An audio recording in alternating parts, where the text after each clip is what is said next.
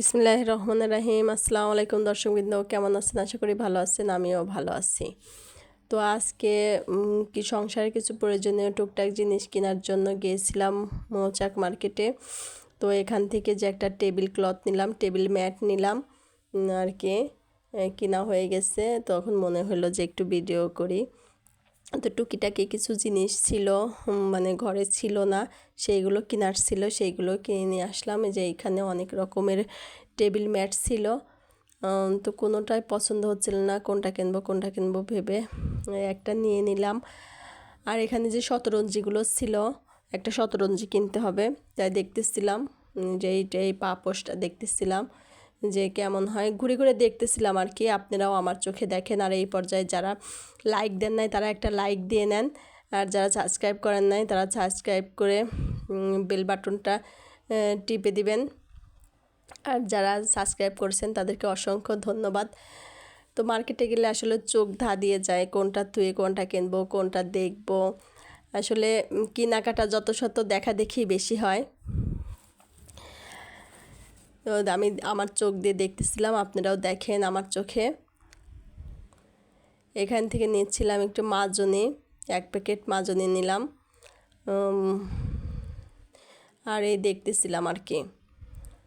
তো এই যে এখানে দেখতেছিলাম নানান রকমের যে কি বলে গায়ে হলুদের জিনিসপত্র, কানের দুল, গহনা, এইগুলো খোপা মালা, তারপরে হাতের রাখি, চুলের মানে যে কি যেন বলে হাবিজাবি আর কি, অনেক কিছুর নাম জানি না। এখানে যে হিন্দুদের সমস্ত যে চুড়ি ছিল, মানে রাখি কি যেন বলে ওগুলাকে, শাখা পলা আর কি।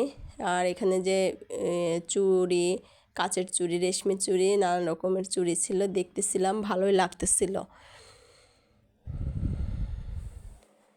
দোকান ঘুরে ঘুরে দেখলে ভালোই লাগে। আমি যে ঘরে পরার জন্য একজোড়া পন্স কিনবো, সেটার জন্য জুতার দোকানে যাচ্ছিলাম।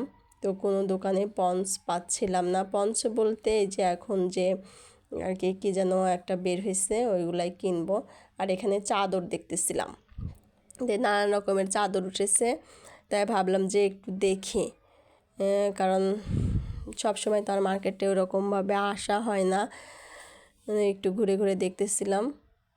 আসছেও অল্প টাইম, বেশি টাইম আসেনি, তারপরেও অনেক টাইম হয়ে গেছে আর কি। আসার পরে মানে 7টার দিকে আর কি আসছি, 7টার দিকে আসছি, এখন প্রায় 9টা বেজে গেছে। নানান রকমের চাদর ছিল, ওগুলা হাত দিয়ে দিয়ে দেখছিলাম। আমার অনেক চাদর আছে, ইদানিং নতুন নতুন কিছু জিনিস উঠেছে, যেই চাদরগুলো উঠেছে দেখতে অনেক সুন্দর, মনে হয় কুশি কাটার কাজ।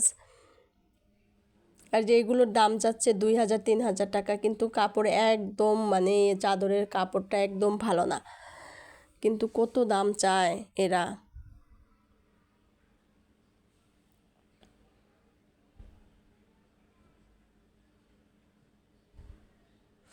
তো এখান থেকে দেখাচ্ছিলাম যে একটা কালো চাদরের জন্য দেখাচ্ছিলাম, এই যে এটা, যে দেখি কেমন এই চাদরগুলা দাম।